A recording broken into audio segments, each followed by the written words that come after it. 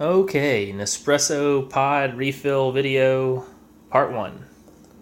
So first, you have to peel the top foil off of one of these pods the first time that you use it. And this is what you'll have. And you might probably have to wash this out with a brush and some soap and water. Really the only thing you need is something to hold the pods, and you can buy little holders for this, but I actually just made this one out of cardboard and tape. So these will actually just slide right in the holder. That way I can do 5 at a time instead of just 1 at a time. Okay, so now I have 5 pods ready to go. Next step is going to be to choose your coffee. And we normally get whatever's on sale at Publix, but I have a bunch of this Folgers coffee that I need to use, so I'm going to use that first. And I found that if you pack these pods too full, it actually kind of gums up your machine. So what I do now is 2 tablespoons of coffee per pod. And you know what, that might actually...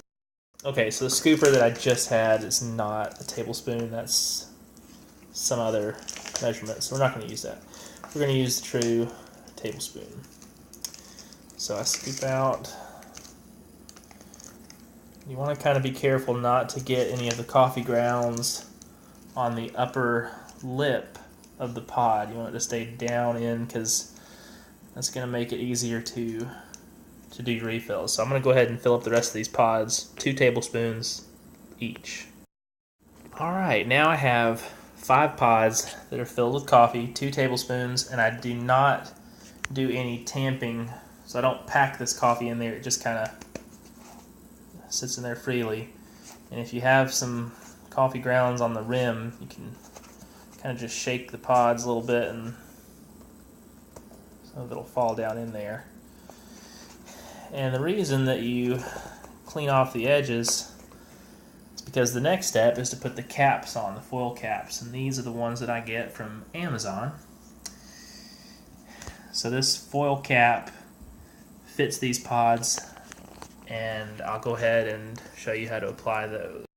Now these foil caps, you can sort of see a slight ring around here, and that ring is where the adhesive stops. So the edge around here has adhesive on it and the middle has no adhesive, so you don't have coffee sticking to the foil, but there is adhesive on the edges that allow you to seal the pods. So you just kind of carefully peel this back and you can sort of see the layer of adhesive around the ring around the edge.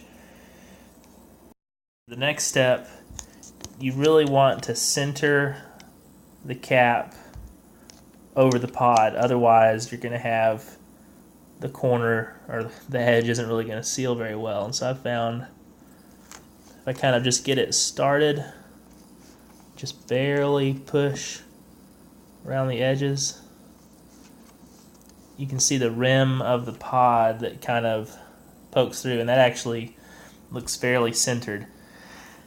There's a little bit of technique involved in this, and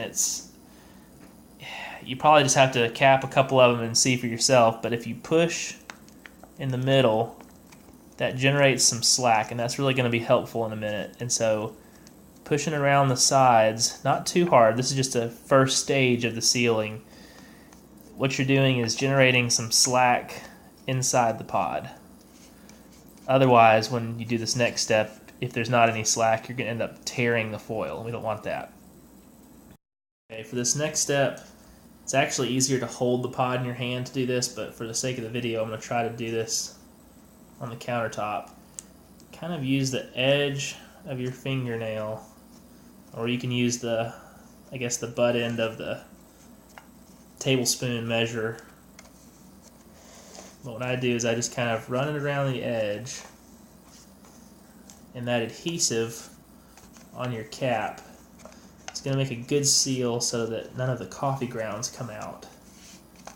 And you kind of have to be careful. If you push too hard, or if you have dangerously sharp fingernails, you're probably going to poke a hole in it, and so you just got to be very careful.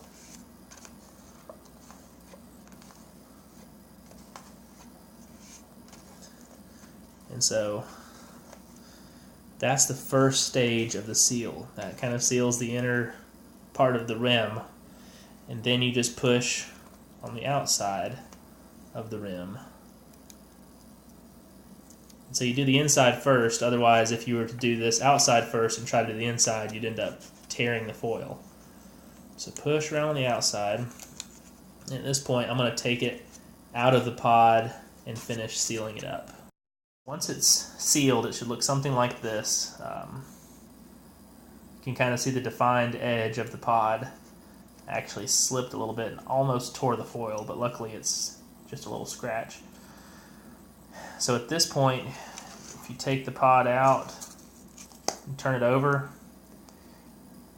if I fold these edges of foil over right now, they're going to cover this barcode. And if I cover this barcode, it's not going to function properly in the machine. So what I do is trim with some scissors about half of it, so that I have just a tiny little bit that I'll be able to fold over the lip of this pod. So what I'm going to do is trim around the edges. And this is kind of an art too. If you cut too close, this is actually the worst part of making the pods. If you can get through this stage, then you're golden. So I'm going to go ahead and trim the rest of this and then show you the finished. Now after trimming, you should more or less have something like this, where you have foil just barely overlapping, and then you can just take the foil, just bend it the rest of the way.